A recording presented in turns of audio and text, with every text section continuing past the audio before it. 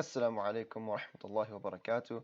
Welcome to another lesson. Before we get started with today's lesson, I do need to remind you that there was a page that we skipped way back in the beginning of the series. So what you'll notice on the screen now is this page. This actually shows up as the next page in the book. However, I'm actually going to skip it for the time being. And the reason why I'm actually going to skip it is because there are two essential rules to learn before we actually study this page. So once we learn those two rules, we will come back to this page. I'm actually going to go back and return to that page now and complete it now that we know those two rules. So here we are again. The two rules that we needed to know to understand this page were mud and ghunna.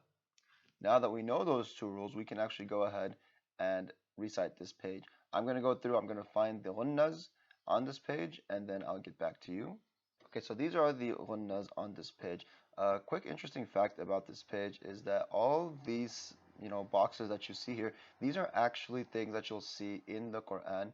These are words that will appear at the beginning of some surahs, that's the beginning of some chapters, and the way they're recited is actually very unique. So I'm going to go ahead and just going to give you an example. So remember that lesson way back in the beginning, we're just going to say the names of the letters. So here's alif, right? Alif. And now there's that lam, and that lam has a mud on it, so we're going to elongate it. But right after that lam, we have this meme. Okay, so we're actually going to put the lam and the meme together, putting a ghunna on the meme. So we would say it as lam meme. Okay, so when you put it all together, alif lam meme. Pretty straightforward. Let's go on to the next one. Here's alif. Now here's this lam connecting to meme again, so it becomes lam meme, and then صاد. ألف لام ميم صاد.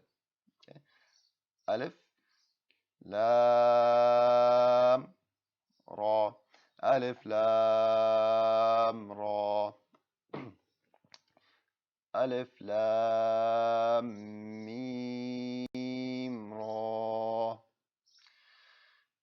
كاف ها يا عين صاد.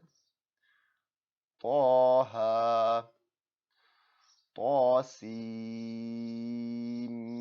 ميم طاسين ياسين صاد حاميم حاميم عين سين قاف قاف نون ألف لام ميم الله. So these do appear at the beginning of some surahs. These are unique. No one really knows what they mean, actually, except for Allah subhanahu wa ta'ala. Now that we actually did this page, I do want to return back to the other page that we were just at. Okay, so now we're back, and as always, I'm going to go through, put down the ghunnas, qalqalas, and ikhfas. I don't think that there's any ikhfas here. We're just going to work on the top half of this page for now. As you can see, there's still a bit more to go, but we're just going to work on this top bit for the time being. Okay, so here I go. Let me find these. Okay, so those are all the ghunnas and the qalqalas on this page. There are no ikhfas. So this page is about putting shaddah and sukoon in the same lesson. In other words, we're going to learn how to recite the boxes, putting both the sukoon and shaddah into practice. So let's take a look at this first one right here. You have a meme, right? Ma. That meme connects to ra. Okay, so you get that mar sound. But now that ra has a dhamma on top of it, and it further then connects to wow.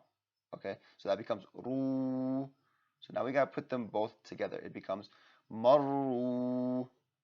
Okay, so here's this ra, it connects to ba, and the ba then connects to ya. So it becomes rabbi. Okay, here's the next one. Muddat. Huqqat. Wa tabba. Wa tabba. Tabbat. Okay. All right. So now we see this strange one. And this one actually has an interesting rule to it. So if you look at this one right here, okay, you'll notice that here you have this sukoon, and right on the next letter you have a shaddah.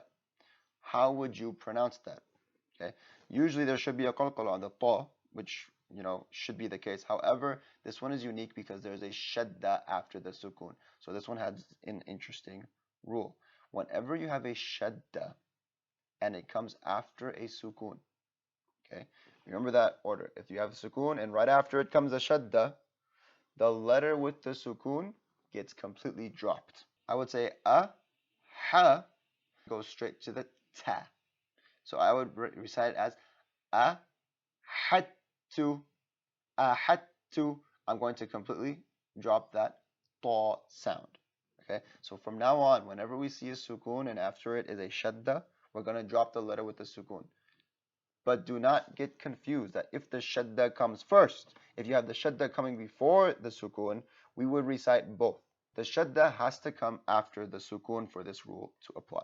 We'll get more practice with it in the coming lessons. For now, let's continue. So we have mu, samman, musamman. Okay, here it is again. There's that noon with the sukoon, and right after it is a noon with the shadda. So I'm actually going to skip this noon, and I'm going to jump straight to the other noon. A little bit hard to draw, but we're going to go to that noon right there. So it's anna, munna, anna, munna. Okay, moving on. Was-subhi, was-subhi. Okay, so I connected the waw to the sad, then the sad connected to the ba, and the ba has a qalqala on it. Okay, was-subhi. Was-shamsi, was-shamsi. Fa-tallun, fa-tallun. So this fa actually connects to lam here. It's hard to see. Fil hajji, fil hajji. Samiriyu, samiriyu. Bimusrikhiya, bimusrikhiya.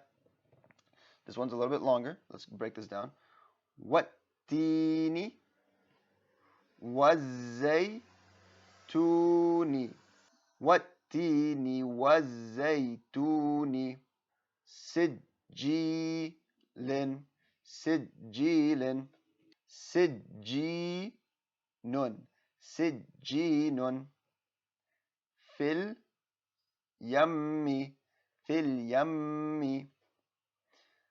Innal jannata, innal jannata. Li hubbil khayri, li hubbil khayri. So adding a sukoon in there adds another dimension to it. Get some practice with it. You can go ahead, pause it, look at it, practice this page a little bit on your own.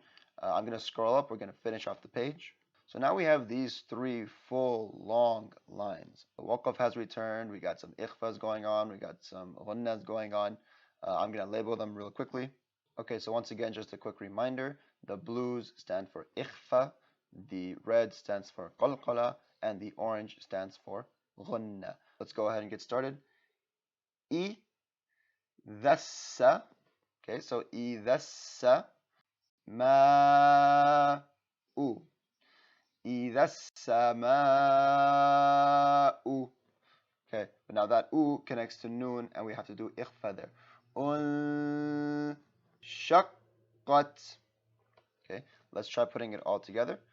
إذا السماء انشقت. Okay, moving on. مطارق. And so I put the little qalqala there because when we say walk off, right, now we're going to put an imaginary sukoon there. مطارق.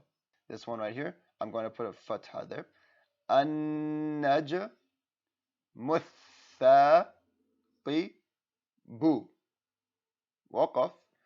النجم الثاقب. Here we go. من شر. So we put that bit together.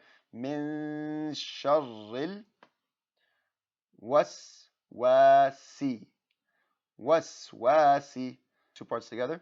Min sharril waswasi. Okay, but now this sin actually connects to this lam right there. Okay, so it becomes sil. Okay, sil. So let's do it again. Min sharril waswasil khannasi. وقف من شر الوسواس الخناس. So just a recap of what we did, we basically practiced putting shaddah and sukoon together. We talked about what happens if there is a sukoon and after it comes a shaddah. Remember, if there's a sukoon and after it there is a shaddah, we drop the letter with a sukoon. We got to practice ikhfa, qalqala, and ghunna all in the same page. You'll see in the coming pages, we will be doing that more now. And you also see that these little squares, they're getting much, much longer.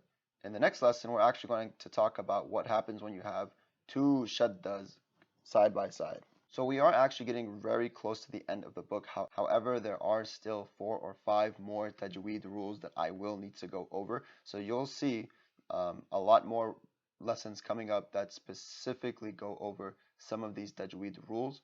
Make sure you're keeping up with the tajweed rules. Make sure you're keeping up with the qalqala, with the ghunna, with the ikhfa. Remember, way back in the beginning, I taught you those 8 letters that you have to say with a full mouth sound. Again, memorize those letters. Get familiar with how those ones are different from the others. Okay. All these things up to this point, you need to be practicing, you need to be perfecting. We're going to be introducing more and more as we proceed forward. But I'm going to go ahead and wrap this lesson up, inshallah. Please feel free to ask me any questions, leave me any feedback in the comments below. As always, please keep me and my family, my teachers in your du'as, and inshallah I will see you guys in the next video. Wassalamu alaikum wa rahmatullahi wa barakatuh.